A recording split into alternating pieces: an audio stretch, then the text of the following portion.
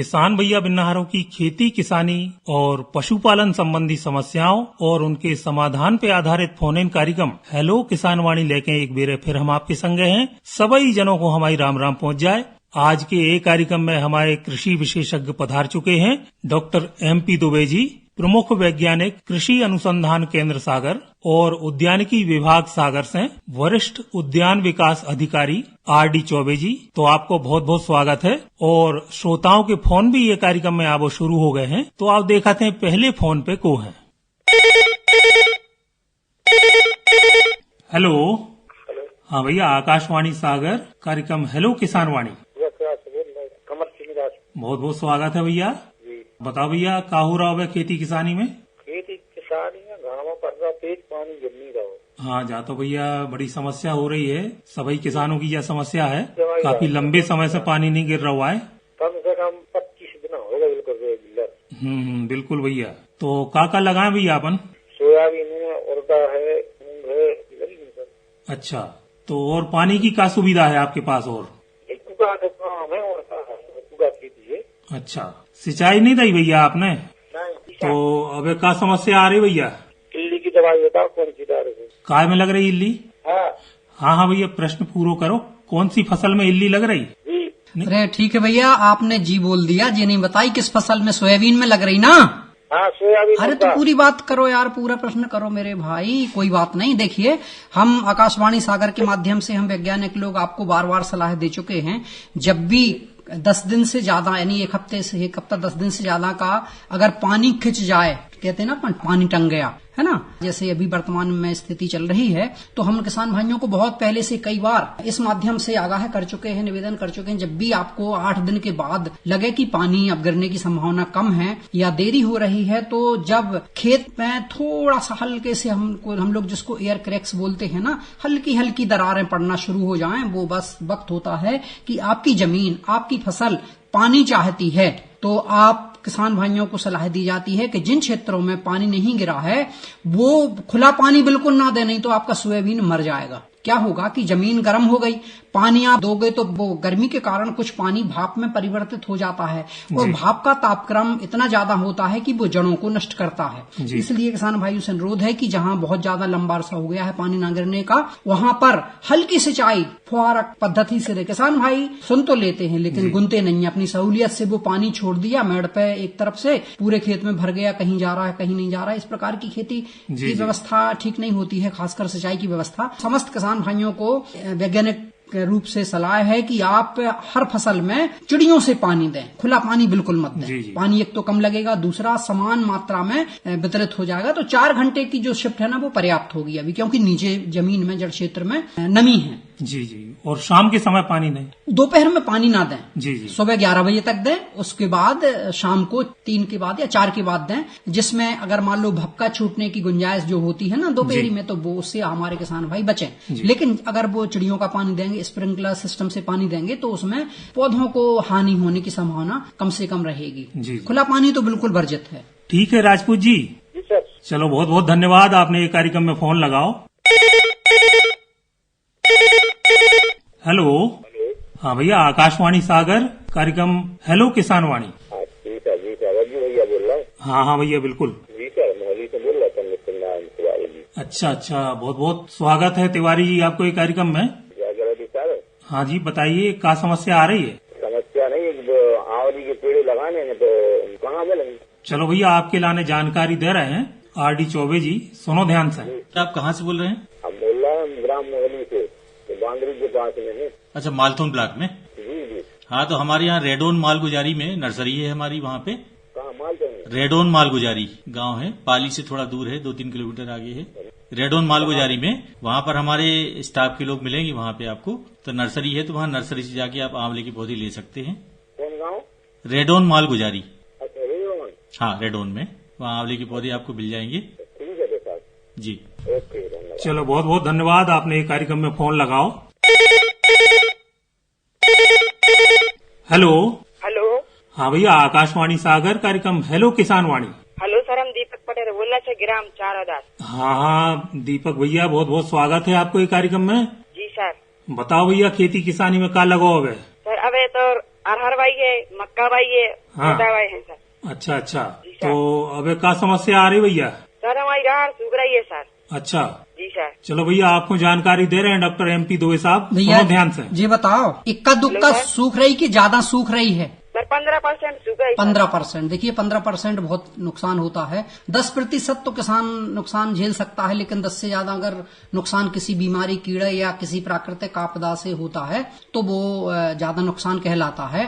देखिए भैया, ऐसा प्रतीत होता है कि आपकी फसल में उगरा नाम का रोग लगा है। जी सर। ये जो उगरा है ना, जी सर। ये सभी फसलों में, खासकर मसूर में, चने में और राहर में बहुत लगता है, बहुतायत से लगता है जी। और ऐसा देखा गया है हम लोगों ने अनुसंधान प्रयोग करके कि जिन खेतों में उगरा फैलाने वाली जो फफूंद है, स्क्लेरोशियम है, राइजोक्टोनिया है, फ्यूजेरियम है, कई प्रकार के कॉम्प्लेक्स भी एक साथ आक्रमण करते हैं जड़ों में, तो ये उगरा होता है। तो ऐसे खेत जो पहले से ही प्रदूषित हैं, यानी इन फंगस की जो हमारी फसलों के लिए, खासकर दलहनी फसलों की जड़ों के लिए हानिकारक होते हैं, ऐसे फसलों में कोई भी दलहनी फसल बोएंगे तो निश्चित रूप से नुकसान होगा। फिलहाल अभी इसका कोई उपाय नहीं है। अगर आप कर सकते हैं तो देखिए, बड़ा कठिन उपाय है। आप पानी लगा के या पानी के पहले पानी चल रहा है सर। पानी दे रहा है सर। अभी कैसे दे रहे हो? मोटर से खुला मत दो भैया पानी। अभी हमने जस्ट चर्चा की थी, फसल कोई भी हो, खासकर दलहनी फसलों में खुला पानी। और राय तो नहीं फटी आपके खेत में? क्या सर? आपके खेत में दरारें तो नहीं आ गई? आ गई सर दरारें। तो फिर आपकी फसल तो और खराब होगी। खुला पानी किसने बोला भैया? अच्छा, वो दिन में सिंचाई दे रहे हुई हो भैया? जी सर। कोई बात नहीं, अब एक काम करिए, मतलब खुला पानी जहां तक हो मत दें, क्योंकि राहर की पौधा भी बहुत ज्यादा बड़ा भी नहीं होगा। तो मेरी सलाह है कि आप उसको स्प्रिंकलर से पानी दें। और 2-3 दवाइयां हैं बाजार में जो इस रोग को काबू में करती हैं, नियंत्रित करती हैं। हेक्साकोनाजोल है और कई प्रकार की दवाइयां आप अपने स्टोर से ले सकते हैं देखकर। तो इस दवा को आपको जड़ों तक ले जाना है, यानी पानी चल रहा है तो अच्छा होगा कि पहले आप दवाई किसी रेत में मिला के, आपके गोबर की खाद में मिला के, या चाहे तो आप वैसी सिंचाई के पानी में मिला के, जो जैसी आपकी व्यवस्था हो, हर पौधे तक ये दवाई पौधों की जड़ में जाना आवश्यक है। ये आपके ऊपर है कि आप उसको किस प्रकार से उपयोग करके जड़ों में वो दवा पहुंचाते हैं। तो आप अगर इस दवा को जड़ों तक पहुंचा देंगे, पत्ती पे डालने से कोई फायदा नहीं होगा, तो आगे आने वाले समय में जो आपके पौधे रोगी होने वाले हैं, 15% से आगे जो प्रतिशत पड़ेगा हानि का, वो रुक जाएगा। लेकिन जो पौधे ग्रसित हो चुके हैं उनको वापस लाना संभव नहीं होगा। ठीक है भैया। जी सर। चलो, बहुत बहुत धन्यवाद, आपने ये कार्यक्रम में फोन लगाओ। और आओ भैया, अब सुनते हैं चंद्रभूषण पाठक को गाओ भाव जो लोकगीत। एक दिन आपस में बोली नदियां करके सेन मनरंजन भौरा। एक दिन आपस में बोली नदियां करके सेन मनरंजन भौरा। राखी बांधन चलो माए के, राखी बांधन चलो माए के, सुन लो मोरी बहन मनरंजन भौरा।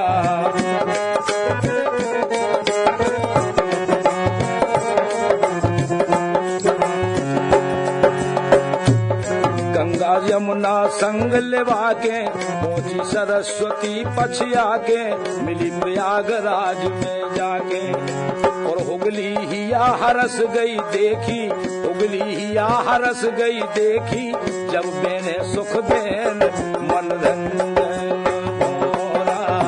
एक दिन आपस में बोली नदियां करके सेन मनरंजन भौरा।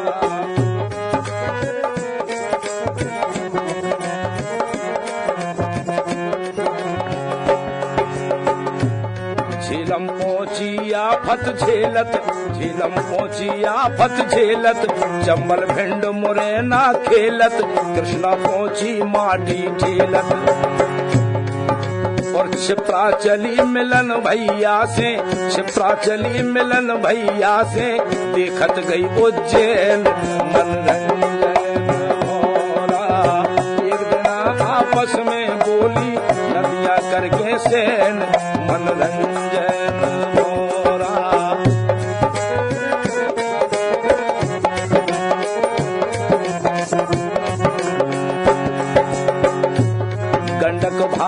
गाने पेरे मोची कोसी अपने एरे नोनी लगे नर्मदा घेरे और चली बेतवा जब बन ठन के चली बेतवा जब बन ठन के पहुंची संगे के मनरंजन भोरा राखी बांधन चलो माए के सुन लो मोरी बहन मनरंजन भोरा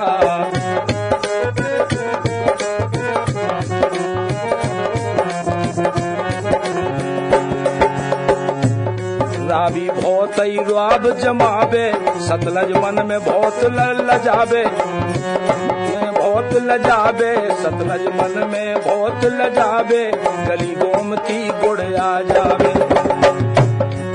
और ब्रह्मपुत्र ने सब बेनन खा ब्रह्मपुत्र ने जब बेनन खा दारू उदे ओरेन मनरंजन भोरा कविया बोली है आपस में ये सेन मनरंजन भोरा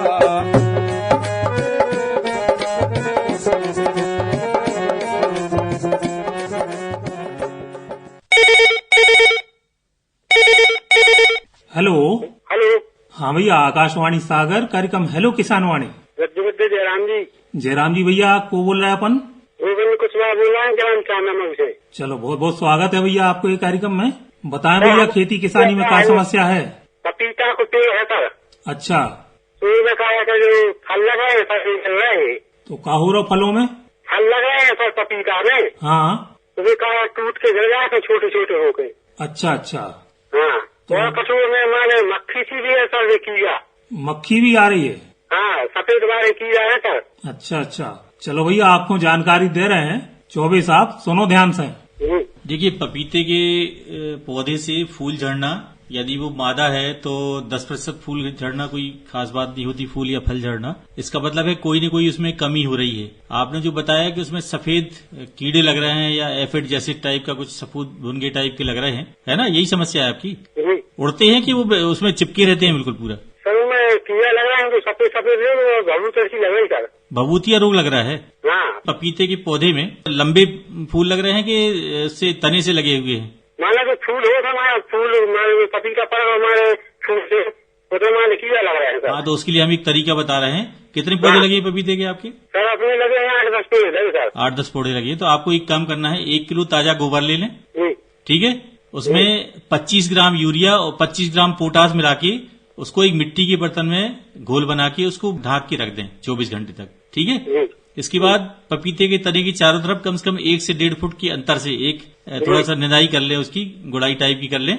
और उसमें वो खाद कितनी डालना है अपन को? एक पौधे में कम से कम आधा लीटर। 24 घंटे रखने के बाद उस खाद को प्लास्टिक के मग्गे से निकालिए और उसको चारों तरफ डाल दीजिए उसमें, और मिट्टी से उसको हल्का सा ढाक दीजिए खाद को, ठीक है? और इसके बाद शाम के समय उसको पानी दीजिए आप। तो ये जो फल झड़ने की समस्या बता रहे हैं आप, फूल झड़ने की समस्या बता रहे हैं, ये आपकी समस्या दूर हो जाएगी। दूसरी बात, जो आपने वो कीड़े की बात करी जो लगे हुए हैं, डॉक्टर साहब बताएंगे इसके संबंध में आप? देखिए, विभिन्न फसलों में जो हम कीड़ों को या बीमारियों को नियंत्रित करते हैं प्रचलित दवाइयों के माध्यम से, जो काफी प्रभावी होती हैं। प्रकृति का नियम है, अगर एक चीज कम होती है तो उसका स्थान लेने के लिए दूसरी चीज तुरंत आ जाती है। ऐसा देखा गया है वर्षों पहले सोयाबीन में। आम का जो एक कीड़ा होता है सफेद रंग का, मखमली होता है, मिलीबग, वो आता है। और हमने ये देखा है कि मिलीबग केवल फल वृक्षों के लिए ही नहीं, अपितु जो हमारी फील्ड क्रॉप्स हैं, खासकर खरीफ की फसलें, उनको प्रकोपित करते देखा गया है। तो इसके लिए आप गंधक, सल्फर, जो 2 प्रकार से काम करेगा। एक तो इस कीड़े को नियंत्रित करेगा, 2 से 3 ग्राम प्रति लीटर पानी में आप इसका घोल बना के तुरंत छिड़क दें। वहीं कीड़े के साथ साथ, कीड़े के नियंत्रण के साथ साथ उसमें पोषण की व्यवस्था होती है। वो गंधक हमारी फसल को मिलेगा तो उसमें उत्पादन मिलेगा। और चौबे जी ने अभी आपको बता दिया है कि फूल का झड़ना, फल का झड़ना, ये प्राकृतिक प्रक्रिया होती है। 10% अगर नुकसान होता है तो हमारे किसान भाई चिंता ना करें। बचा हुआ जो 90% आपको उपज मिलने वाली है, वो आपको परिपूर्ण करेगी, आपको फायदा दिलवाएगी। और जैसा कि अभी आपको चौबे जी ने बताया कि जो फूल फल झड़ने की जो समस्या होती है 90% से ज्यादा चौबे जी इसमें कुपोषण के कारण पौधों में, खासकर फल वृक्षीय पौधों में, ऐसे वृक्षों में जिनमें कुपोषण की समस्या होती है, उसके कारण होती है। तो हमारा अनुरोध है किसान भाइयों से कि आप अपने बगीचे में 3 महीने बाद पौधों की उम्र के अनुसार विशेषज्ञ की सलाह से गोबर की खाद और रासायनिक खाद और साथ में 10 से 15 ग्राम जो इंसेक्टिसाइड है उसका जो चूर्ण है या कहना चाहिए पाउडर है उसको मिला के विशेषज्ञ की निगरानी में ये आप उसकी पोषण व्यवस्था हर तीसरे महीने में करते रहेंगे तो झड़ने की समस्या खत्म हो जाएगी हमेशा के लिए। जी जी ठीक है भैया। हाँ सर जी नमस्कार। चलो भैया बहुत बहुत धन्यवाद, आपने ये कार्यक्रम में फोन लगाओ। हेलो। Hello sir. हाँ भैया, आकाशवाणी सागर कार्यक्रम हेलो किसान वाणी। जी सर, मैं तहसील जिला सागर से बोल रही हूँ। अच्छा, कौन बोल रहा भैया? मेरा नाम बबलू आदिवासी है। बबलू भैया बहुत बहुत स्वागत है आपको ये कार्यक्रम में। जी जी। बताएं भैया, क्या समस्या आ रही खेती किसानी में? हम की अपन देसी दवाई बनाते हैं, ये की पूजा चाह रहे थे। अच्छा, काहे की? नीम की? हाँ जी, नीम वाली और ये बेशरम वाली पत्ती। अच्छा अच्छा, तो भैया काय में दवाई प्रयोग करने आपको? हमें राहर में करने दी सर। अच्छा, राहर में काय कोनो कीड़ा वगैरह लग रहेगा? अभी तो नहीं, वो फिर मार लगती है ना फरने टाइम पे। देखिए किसान भाई की दूरदर्शिता स्वागत योग्य है। बबलू भाई, हम आपके प्रश्न से बड़े प्रभावित हुए हैं और आपको धन्यवाद करते हैं कि आपने सैकड़ों किसानों के लिए, हजारों किसानों के लिए एडवांस में प्रश्न किया है। निश्चित रूप से राहर में बहुत कीड़े लगते हैं क्योंकि ये 120 दिन में तो हमारे क्षेत्र में कोई अरहर की प्रजाति नहीं है। कम से कम ये मान के चलें कि 150 से 200 दिन, इवन कभी कभी 225 दिन तक हमारी राहर पकाव लेती है हमारे क्षेत्र में। हम लोग वैसे भी राहर में कम से कम 2 स्प्रे की बात करते हैं। एक पहला, जब 50% फूल आपकी राहर में आ गया हो उस टाइम पर आप कीड़ा भला कम लगा हो लेकिन उसमें करें कोई भी दैहिक कीटनाशी, ऐसा कीटनाशी जो पौधे के शरीर में, पौधों की पत्तियों के माध्यम से पूरे तंत्र में आ जाता है। जब उसको, खासकर इल्ली के लिए होता है ये और रस्यूषक कीटों के लिए, जब ये विषयुक्त पौधे या पत्ता हो जाता है, पूरा पौधा हो जाता है, चाहे वो रस्यूषक कीड़ा या फिर उसकी पत्तियां खाएं, तो उसके जहर में पर्याप्त मात्रा में जहर वो पेट में चला जाता है जिससे उसकी मृत्यु हो जाती है, मतलब नियंत्रित हो जाते हैं। तो आपने बहुत अच्छा प्रश्न किया है। आपको नीम की पत्ती या बेशरम की पत्ती, जैसे मान लो 10 लीटर पानी है या 15 लीटर पानी आपने किसी बड़े मटके में या बर्तन में डाला है, तो उसमें कम से कम 2 से 3 किलो, मतलब 3 किलो पर्याप्त होती है नीम की पत्ती या बेशरम की पत्तियां। उसको तब तक उबालिए जब तक वो पानी की मात्रा आधी ना हो जाए। इसका मतलब ये है कि उस पानी में या तो नीम का या बेशरम का या सीताफल का या और भी आपकी कंजी है, विभिन्न प्रकार के जो हमारी वनस्पतियां हैं जिन कीड़ा मारक के रूप में हम लोग उपयोग करते हैं, उनका अर्क इतने समय में निकल आता है। इसके बाद जब अर्क निकल आए तो उसको छान के और प्रति लीटर 5 मिलीलीटर, इसको ध्यान से सुने किसान भाई, 1 लीटर में 5 मिलीलीटर अर्क। इसके बाद आप इनको नियम से हर हफ्ते छिड़किएगा, सब्जियों में खासकर।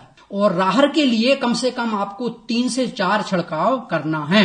अगर 3 से 4 छिड़काव आप इसमें कर देंगे तो यकीन मानिए कि आपकी फसल निरोगी रहेगी और कीड़े भी उसमें नहीं लगेंगे। ठीक है बबलू भैया। जी सर। चलो भैया बहुत बहुत धन्यवाद, आपने ये कार्यक्रम में फोन लगाओ। और हाँ भैया, आप सुनत हैं अयोध्या दास कबीर पंथी को गाओ भाव जो लोकगीत। बीरन में बैठी बड़ी दार कीले खर के राखी, बीरन में बैठी बड़ी दार की, हाँ बीरन में बैठी बड़ी दार कीले कर के राखी, बीरन में बैठी बड़ी दार की।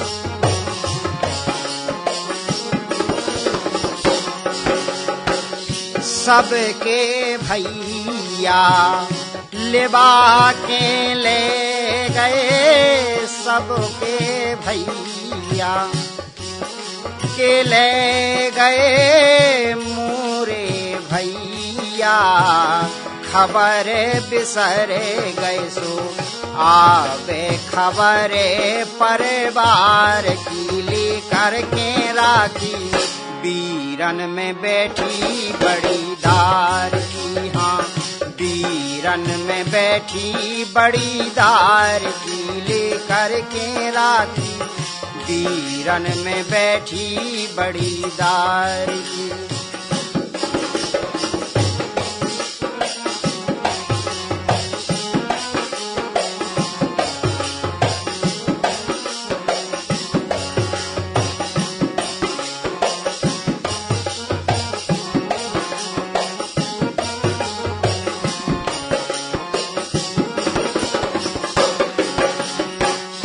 भैया कोने तुम्हें बांधे राखी आज मुए ससुरारे में राखी सो आशा लगी मोए माँ के द्वार की लेकर के राखी बीरन में बैठी बड़ी दार की हाँ बीरन में बैठी बड़ी दार की लेकर के राखी बीरन में बैठी बड़ी दार की।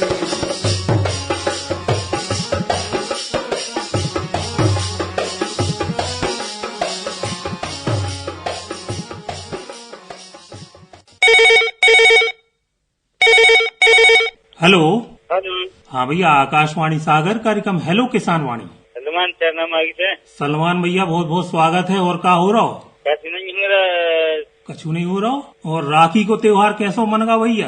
अच्छा बनगा है की आपको शुभकामना। हाँ चलो, आपको भी बहुत बहुत शुभकामना भैया। और सुनाओ तो भैया, खेती किसानी में का हो रहा हो? भिंडी लगी है अपने देश। कितने क्षेत्र में लगा है भैया? कई की जगह में लगा है। अच्छा, तो वो में का हो रहा भैया? समस्या कहाँ रही? हो रही है, कीड़ा लग रहे हैं। हाँ। चलो भैया, आपको जानकारी दे रहे हैं डॉक्टर MP दुबे साहब, सुनो ध्यान से। भैया देखो, फल आ गए हैं तभी तो किराऊ हो रही है। हाँ, आपने बहुत देर कर दी। अब हम कोई नियंत्रण के लिए रसायन उपयोग करने की सलाह नहीं देंगे। बस ये है कि जो आपके किरा फल हैं, किरा भिंडियां हैं, किराऊ, उनको आप निकाल के अलग रख लें। और नीम का जो तेल है ना, या नीम का काढ़ा, जो भी आप समझें, उसका आप हर हफ्ते प्रयोग करते रहें तो कीड़े की तादाद कम हो जाएगी। हालांकि नियंत्रित नहीं होगा, चूंकि उसमें पहले लग चुका है। जब जैसी फूल की अवस्था थी, फूल से फल होने की जो अवस्था होती है ना बीच की, कीड़े बहुत अच्छे से समझते हैं कि उनको कब अंडे कहाँ देना है। तो उस मादा ने उस जगह पे अंडे दिए थे। जैसी फल का विकास हुआ तो वो अंदर रह के अपना भरण पोषण कर रहा है। जैसी अंडा फूटा, उससे इल्ली बनना शुरू हो गई और फिर अपन कहते हैं ना कि हमारी भिंडी किराऊ हो गई। तो भैया इससे बचें और उनको बिल्कुल निकाल दें जिनमें दाग आपको दिखते हैं ऊपर से या टेढ़ी मेढ़ी हो जाती हैं। इसके बाद कोई भी रसायन आपको नहीं डालना है भिंडी के अलावा तमाम कोकरबिट्स में, क्योंकि इन सब्जियों को हम लोग सीधा उपयोग करते हैं। तो आम जन के लिए स्वास्थ्य का भी ध्यान रखना है। और आप इन सब्जियों में, तमाम जो सब्जियां आपके खेतों में लगी हैं, बाड़ों में लगी हैं, उनको कीट मुक्त और रोग मुक्त रखने के लिए सबसे बेहतर उपाय है जो आपके बॉटनिकल्स हैं, जो आपके जैविक पदार्थ हैं। नीम का अर्क है, नीम का तेल है, आपका आइपोमिया जिसको बोलते हैं उसका अर्क है, कंजी का अर्क है, सीताफल का अर्क है ना। इनका उपयोग करें तो कीड़े बीमारियों से भी काफी हद तक बचे रहेंगे। और ना तो वातावरण, ना ही आदमी, ना ही जमीन, ना ही पौधा प्रदूषण से ग्रस्त होगा। जिन पौधों में ज्यादा कीड़े लग रहे हैं फलों में, उन पौधों को आप 1 फीट ऊपर से काट दीजिए ताकि उनमें और फल ना आए। और अभी यदि चाहे पानी तो आप स्प्रिंकलर से पानी देना शुरू कर दें उसको, और थोड़ा बहुत उसमें 2% यूरिया का स्प्रे कर दें उन पौधों पर, विशेष रूप से जहाँ ये काटे गए हैं। तो इसमें क्या होगा कि नए अंकुरण फिर से आने शुरू होंगे। इसमें किसानों को जो हानि होगी उसकी भरपाई हो जाएगी उसकी। ठीक है सलमान भैया। और टमाटर की पौध भी है। टमाटर की पौध भी लगा दी? हाँ। अच्छा, कितने दिन की हो गई पौध? 1.5 महीना की हो गई है। अच्छा, तो उनमें क्या समस्या आ रही भैया? पत्ता की पीली सी पौधा है। तो ज्यादा पानी तो नहीं दे रहा भैया? नहीं, अब पानी नहीं दे, हमने 15 दिन से पानी खलो है अब ये। हाँ, तो 15 दिन बहुत ज्यादा समय होता है। पौध तो बहुत नाजुक और कोमल होती है, तो उनको आप जो हजारा नहीं आता पानी छिड़कने वाला, या आपकी सटक में जो पानी का साधन है उसमें आप वो फुहारे वाली एक वो लगा लो, उसमें नोजल टाइप की लगा के, और उसमें आप उससे स्प्रे करो उसके ऊपर पानी, है ना। ज्यादा पानी नहीं देना है, लेकिन हल्का हल्का हर 3 दिन में एक बार उसमें शाम के समय पानी डालो आप। और पानी डालना है कैसे? फव्वारा पद्धति से या हजारे से। तो आपकी ये पीली पड़ती हुई फसल है ना, ये पानी का ही कारण है कमी का, इस कारण से पत्ते पीले पड़ रहे हैं और इससे आप अपनी फसल को बचा सकते हो। इसके बाद 6 इंच करीब की फसल हो जाए तो आप खेत में तैयारी करके उसका रोपण शुरू करें। ठीक है सलमान भैया। ठीक है, नमस्कार। नमस्कार भैया, बहुत बहुत धन्यवाद, आपने ये कार्यक्रम में फोन लगाओ। हेलो जयराम जी भैया, आकाशवाणी सागर, कार्यक्रम हेलो किसान वाणी। से बोले थे विजय उपाध्याय। अच्छा उपाध्याय जी, बहुत बहुत स्वागत है आपको ये कार्यक्रम में। ये ग्राम सतपाड़ा तहसील पथरिया जिला दमोह। हाँ समझ गया भैया, आप हमारे नियमित श्रोता हो। ठीक है, तो बताएं भैया, अब खेती किसानी में क्या चल रहा है? सर हमारी ककड़ी में एक कोकरा टाइप को रोग लग रहा है, उनके लाने दवाई बता दी। काय में लग रहा हो? ककड़ी में कोकरा टाइप को रोग लग रहा है। फलाना शुरू हो गए? फूल लग रहा सर, फूल लग रहा हो, कोकर गए हैं पत्ते? हाँ। और पीले भी पड़े हैं? पीले नहीं पड़े सर, फूल पत्ता भी कोकर रहे हैं। अच्छा कोई बात नहीं, अब आने वाले दिनों में पीले भी हो जाएंगे। देखो ये जो कोकरबिट्स होती है ना, बेल वाली फसलें, इनमें भी विषाणु रोग लगता है और नुकसान बहुत होता है। कोई पत्ती खाने वाला कीड़ा तो नहीं लगा, लाल कीड़ा तो नहीं लगा? हाँ सर। एक काम करिए, अभी चूंकि फूल पे है, अभी ककड़ी लगी नहीं है और वैसे ही कम से कम 15 दिन का समय मिल जाएगा फसल आने में, मेरा अनुमान है। तो आप बढ़िया कोई रस चूषक कीटों के लिए जो दवा होती है ना, उसका छिड़काव कर दीजिए। जैसे इमिडाक्लोप्रिड है, 5 लीटर पानी में 2 ml दवाई, उसमें लिखा रहेगा आपको जो पर्चा मिलेगा, ठीक है, आप तुरंत छिड़क दीजिए ऐसी तमाम फसलों में जिसमें रस चूषक कीटों का प्रकोप हो, पत्ते पीले पड़ रहे हों, पत्ते कुकर रहे हों। ये संकेत है कि उसमें सफेद मक्खी लगी है। सफेद मक्खी के अलावा कभी कभी जो हमारा एफिड होता है, जेसिड होता है, दूसरे रस चूषक कीटों के द्वारा भी ये रोग फैलते हुए मिलने के प्रमाण मिले हैं। तो सभी किसान भाइयों की सलाह दी जाती है कि जिन फसलों में पीलापन या पत्ते सिकुड़ने की, या तो पत्ते ऊपर को सिकुड़ते या फिर नीचे को सिकुड़ते हैं, तो ऐसी स्थिति में ये मान के चलें, 100% मान के चलें आप लोग कि उसमें विषाणु रोग है। और सबसे अच्छा जो उदाहरण होता है वो होता है सोयाबीन में और आपका मूंग में, उड़द में।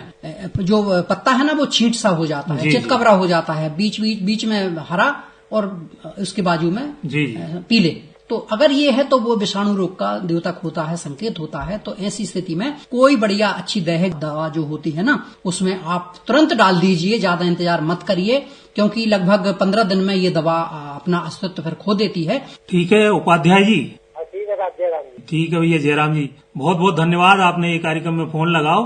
और यही के संग आज को हेलो किसान वाणी कार्यक्रम संपन्न हो रहा है। चलवे के पहले बता दें कि आज के हमारे ये कार्यक्रम में कृषि विशेषज्ञ पधारे थे डॉक्टर MP दुबे जी, प्रमुख वैज्ञानिक कृषि अनुसंधान केंद्र सागर, और RD चौबे जी, वरिष्ठ उद्यानिकी विकास अधिकारी सागर। तो आप दो जनों को बहुत बहुत धन्यवाद। कार्यक्रम को संचालन कर रहे थे हम राजेंद्र नारायण तिवारी। सभी जनों को राम राम।